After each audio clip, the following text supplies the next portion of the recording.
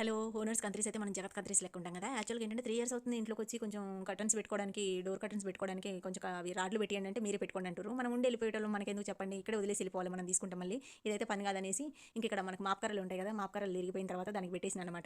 ఇంక ఇక్కడనేమో ఇది మనకు మడత మంచం ఉంటుంది కదా, దాన్ని తిరిగింది, దాన్ని తిరిగి తీసి దీనికి పెట్టాను. ఇక్కడ సెట్ అయింది ఇది. యాక్చువల్గా ఏంటంటే ఇక్కడ సీరియల్ మాత్రమే ఉన్నాయి, ఇట్లాంటి సపోర్టింగ్ లేవు నా దగ్గర. అవి రెండు ఉంటే సీరియల్కి ఇట్లా తగిలిచ్చేసినాం, దాన్ని కూడా సెట్ చేయలేదు.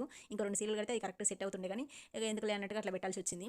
ఇంకా ఇక బెడ్రూమ్లో మాత్రం ఇది సెల్ఫ్ కొంచెం పెద్దగా ఇచ్చారు కదా, మాప్కర్ అయితే సరిపోవట్లేదు ఇక్కడ. ఇంకేం చేస్తాం, ఏం చేయలేక ఈ వైర్ ఒకటి ఉంటుంది కదా, దీనికి పెట్టడానికి కూడా అవి లేవులేండి, సీరియలే కొట్టే ఉంది. అయితే వైర్ పెడితే బరువుకి ఏంటంటే కిందికి వంగిపోతుంది అనమాట. ఇంక ఇదైతే పని కాదనేసి బూజ్ కర్ర ఉంటుంది కదా, ఇదైతే మనం ఎక్స్టెండ్ చేసుకోవడానికి బారుగా వస్తుంది కదా.